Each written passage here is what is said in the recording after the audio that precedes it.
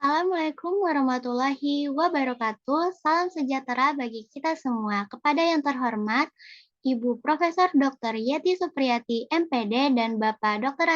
Andreas Hanjoko Permana, MSI, selaku dosen pengampu pada mata kuliah penilaian pembelajaran sains.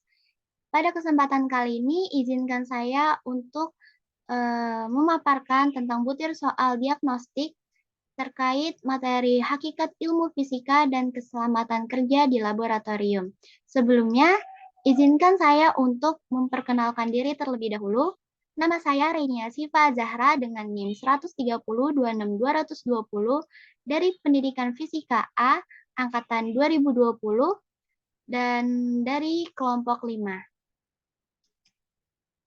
Baik, selanjutnya di sini terdapat kompetensi dasar dan juga indikator pencapaian kompetensi atau IPK-nya. Nah, di kelompok 5 kami memilih kompetensi dasar 3.1 dari kelas 10, yaitu menjelaskan hakikat ilmu fisika dan perannya dalam kehidupan, metode ilmiah, dan keselamatan kerja di laboratorium. Adapun IPK atau indikator pencapaian kompetensinya, yang pertama itu menyebutkan ruang lingkup fisika dan menjelaskan hakikat ilmu fisika dan perannya dalam kehidupan. Untuk jumlah soal kali ini itu terdapat 5 tingkat dan nomor soalnya itu ada pada soal yang ketiga, yaitu kisi-kisinya adalah peserta didik diharapkan mampu menjelaskan hakikat ilmu fisika dan ruang lingkup di dalam fisika. Baik, kita langsung saja ke soal nomor yang ketiga. Nah, untuk tingkat pertamanya, yaitu di sini disediakan gambar rangkaian seri, di mana rangkaian hambatan listrik atau resistor ketika dirangkai seri dan dihubungkan dengan sumber tegangan, maka jumlah tegangan pada masing-masing resistor besarnya sama dengan tegangan sumber dan arus yang mengalir pada resistor yang besarnya sama. Nah, pernyataan tersebut merupakan produk fisika dari kategori. Nah, di sini pastinya peserta didik diukur untuk memahami seberapa jauh mereka untuk memahami ruang lingkup fisika atau hakikat ilmu fisika di dalam kehidupan. Nah, di sini itu adalah soal tentang produk fisika yang dimana pada soal di sini yang tingkat nomor 1, itu dia termasuk dalam kategori apa sih? Nah, yang A itu adalah model, B adalah fakta, C adalah konsep, D teori, dan E adalah prinsip. Dari kelima pilihan ganda tersebut, kira-kira manakah yang merupakan masuk ke dalam kategori yang terdapat pada soal ini? Lalu selanjutnya untuk tingkat yang kedua, di sini soalnya yaitu tingkat keyakinan Anda atas jawaban soal di atas adalah, nah, di sini pastinya soal tersebut ingin mengetahui nih, seberapa jauh sih keyakinan peserta didik dalam menjawab soal pada tingkat yang pertama sebelumnya. Nah, ada opsi sangat yakin pada A, B yakin, C ragu-ragu, D tidak yakin, E sangat tidak yakin. Nah, di sini kita bisa mengetahui nih seberapa yakin peserta didik dalam menjawab soal di tingkat yang pertama. Lalu untuk tingkat yang ketiga itu adalah alasan memilih jawaban di atas adalah karena, nah di sini soal juga ingin mengetahui kira-kira apa sih alasan dari peserta didik untuk menjawab soal di tingkat yang pertama sebelumnya? Pada opsi A, model adalah jawaban yang tepat karena model merupakan produk fisika yang dibuat untuk sesuatu yang dapat dilihat dan dapat memudahkan pemahaman terhadap suatu benda atau fenomena alam tertentu. B. Fakta adalah jawaban yang tepat karena fakta merupakan produk fisika yang meliputi keadaan sesungguhnya dari suatu benda atau fenomena alam yang tertangkap oleh indera manusia dan diakui oleh banyak orang atau umum sebagai suatu kenyataan. C. Konsep adalah jawaban yang tepat karena karena konsep merupakan produk fisika berbentuk abstraksi dari berbagai kejadian objek, fenomena, dan fakta yang mempunyai sifat atau simbol tertentu. Selain itu, konsep berfungsi sebagai penghubung antara suatu fakta dengan fakta yang lain yang saling berhubungan.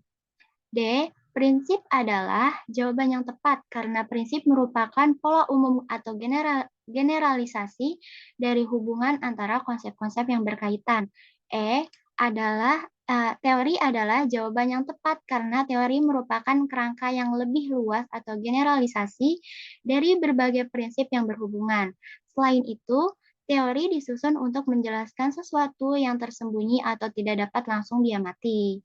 Nah, untuk soal pada tingkat keempat, yaitu tingkat keyakinan Anda atas jawaban alasan di atas adalah, nah, pada soal tingkat keempat ini, tentunya soal ingin mengetahui seberapa besar keyakinan peserta didik dalam menjawab soal alasan yang di atas. Pada opsi A, sangat yakin, B, yakin, C, ragu-ragu, D, tidak yakin, E, sangat tidak yakin. Baik, untuk soal tingkat yang kelima, di sini adalah soal esai, di mana dalam hakikat ilmu fisika, fisika sebagai produk sering disebut sebagai a body of knowledge. Nah, menurut pendapatmu atau pendapat dari peserta didik, jelaskan maksud dari istilah ini. Nah, tentunya di sini juga diukur nih kemampuan seberapa besar pemahaman peserta didik terhadap materi hakikat ilmu fisika, terutama fisika sebagai produk yang sering disebut sebagai a body of knowledge. Nah, peserta didik diharapkan juga mampu untuk menguraikan pendapatnya atau mengetahui materi yang ia pahami gitu dari hakikat ilmu fisika, fisika sebagai produk. Nah, baik selanjutnya di sini ada rubrik penilaiannya dari skor soal yang sudah dibuat sebelumnya. Di sini pada tingkat yang pertama sampai tingkat yang keempat, jika peserta didik menjawab benar, maka poinnya ia adalah 1. Sedangkan jika peserta didik menjawab salah, poin dari peserta didik adalah 0. Dan total dari skor soal tersebut adalah 4. Lalu selanjutnya di sini ada rubrik penilaian dari soal esai, yaitu soal esai yang ada pada tingkat kelima. Nah, di sini ada banyak opsi nih. Seperti yang pertama, itu memahami penjelasan tentang hakikat ilmu fisika sebagai produk. Nah, jika peserta didik dapat memahami dan menjelaskan tentang hakikat fisika sebagai produk, maka skor yang didapat dari peserta didik adalah 6. Lalu yang kedua, mengetahui dan memahami istilah a body of knowledge. Nah, jika peserta didik saja sudah mampu untuk menuliskan pemahamannya ia terhadap istilah a body of knowledge, maka skor yang didapat adalah 4. Lalu yang ketiga, mengetahui pengelompokan ilmu pengetahuan. Nah, ilmu pengetahuan itu kan ada fisika, biologi, dan kimia. Nah, jika saja peserta didik mengetahui pengelompokan ilmu tersebut, maka skor yang didapat adalah 3. Lalu yang keempat, di sini adalah mengetahui pengelompokan pengetahuan di bidang fisika. Nah, jika peserta didik dapat mengetahui pengelompokan pengetahuan di bidang fisika tersebut, maka skor yang didapat adalah 3. Dan yang terakhir, tidak menjawab secara lengkap dan hanya sebatas pengetahuan siswa. Mungkin siswa mengetahui pengetahuan yang lainnya gitu, dan masih bisa dianggap normal atau wajar karena pengetahuan tersebut juga termasuk ke dalam hakikat ilmu fisika. Nah, skor yang didapat tersebut adalah 2. Jadi, untuk total maksimal dari skor nomor ketiga, yaitu peserta didik mendapat nilai 10. Baik, sekian pemaparan tentang soal butir diagnostik dari saya. Kurang lebihnya mohon dimaafkan. Wassalamualaikum warahmatullahi wabarakatuh.